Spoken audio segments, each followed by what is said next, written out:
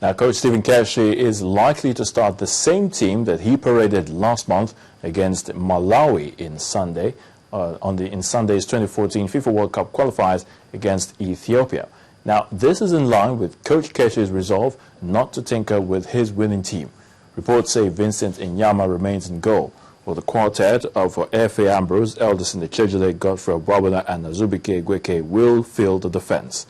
Chelsea star John Mikelubi leads the midfield trio that includes Ogenyo Nazi, Namdi Odwamadi and Victor Moses, while the duo of Emmanuel Emenike and Ahmed Musa spearhead the forward line. Defending champion Novak Djokovic survived a late scare to reach the semi-finals of the Shanghai Masters. The Serbian, despite losing the first set, rallied to beat Frenchman Gael Monfils 6-7, 6-2, 6-4 in the quarterfinals. World number one Rafa Nadal made a light work over Stanislav Wawrinka to qualify for the last four. The Spaniard outclassed his Swiss counterpart 7-5, 6-1.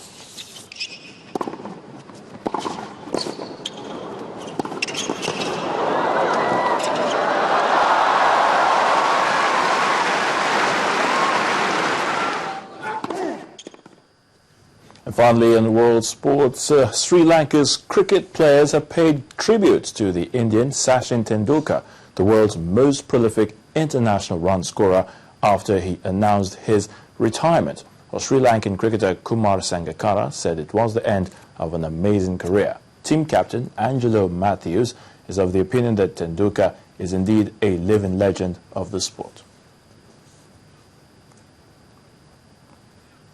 And that's it on Sports News. I'm Archie. We'll be back with the rest of the news at 10.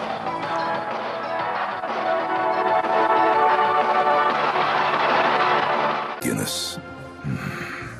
Made of more.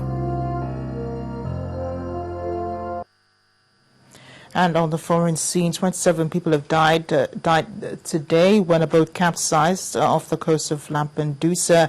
More than 200 migrants were reportedly on the boat. Reports said people on board had crowded to one side of the boat, causing it to capsize as it tried to get the attention of a passing aircraft.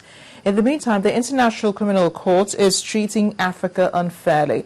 The words of Ethiopian Prime Minister Tedros Adhanom at the opening of a special AU summit holding this weekend.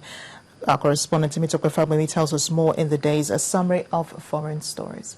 The African Union is holding a special two-day summit to decide if member states should pull out of the International Criminal Court. But that sentiment has been challenged by right groups across the continent. The 54-member group has accused the Hague-based ICC of hunting Africans and has specifically demanded that the court drop the proceedings against Kenya's leadership. Meanwhile, the International Criminal Court has ruled that Libya's Gaddafi-era spy chief, Abdullah al-Sanusi, can be tried in Libya. The decision means that the ICC will no longer demand that Mr. Sanusi be sent to The Hague to stand trial. Still on the African continent, at least 12 migrants have drowned and some 116 others were rescued after their boat capsized near the Egyptian port of Alexandria. The boat sank early this morning and the survivors, mostly Palestinians and Syrians, were taken to a naval base.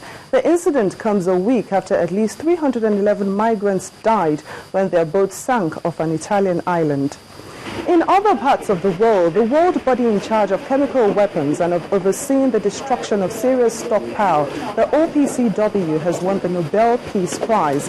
The Nobel Committee said it was in honor of the OPCW's extensive work to eliminate chemical weapons. The decision by the Nobel Committee to bestow this year's Peace Prize on the OPCW is a great honor for our organization. We are a small organization which for over 16 years and away from the glare of international publicity has shouldered an onerous but noble task to act as the guardian of the global ban on chemical weapons that took effect in 1997. Finally, India is preparing for a massive cyclone which is sweeping through the Bay of Bengal towards the east coast. Cyclone Falin, categorized as very severe by weather forecasters, is expected to hit Orissa and Andhra Pradesh states on Saturday. And those are the top stories on the foreign scene. And on entertainment news tonight, Nollywood veteran actor Olubenga Odumosu, popularly known as Pa Kasumu, is seeking financial assistance as he is currently suffering from a cardiovascular ailment. Victoria Dewo has details and other stories.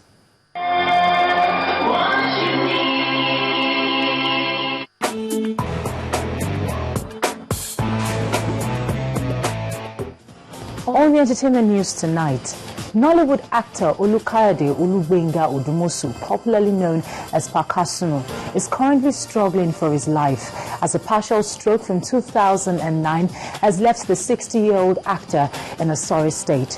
Pa Kasumu, who has been gracing the movie set for over 40 years, says he has spent all his life savings on medical treatment and now needs financial assistance. Personally, I've spent over 4 million naira between 2009 and 10. Do you understand? But that is personally. I can't give you the account of what my family have spent. Do you understand? Because I've sold 2 plots of land, sold my BMW car. And the 2013 edition of the annual one-week-long jamboree that celebrates the life and times of Afrobeat legend Fela Anikulapo Kuti is set to kick off as the Family and Events Committee announced activities for the event. This edition, which has been tagged the movement of the people, will examine Fela's legacy in tandem with the legacy of reggae legend Bob Marley. Everybody knows Fela and Bob Marley have so much in common in terms of their musical excellence, musical contribution to the world. And Kuzo Records recording artist Eminik says his debut album will not be released this year. The singer, whose breaking single, Ugly Temptation, was well received, says although the album is almost ready, it will not be released until 2014. After I released my first single, my video, a lot of people were asking me if I was going to drop an album. I said there was so much work to be done, but now we just did a little work. Video is not coming out anytime this year, but it's going to be coming out sometime next year, middle quarters of next year. Yeah, that's when I'll be dropping my album. 9 missing episodes of the BBC-produced 1960s Doctor Who has been found at a television station in Jos, Nigeria. The discovered episodes include most of the classic story, The Web Affair, and the 6-part story, The Enemy of the World. It is thought to be the largest haul of the missing episodes recovered in the last 3 decades, as the BBC plans a 50th anniversary for the Doctor Who's franchise. Why this delay? And that's all for tonight, and back to the main news now.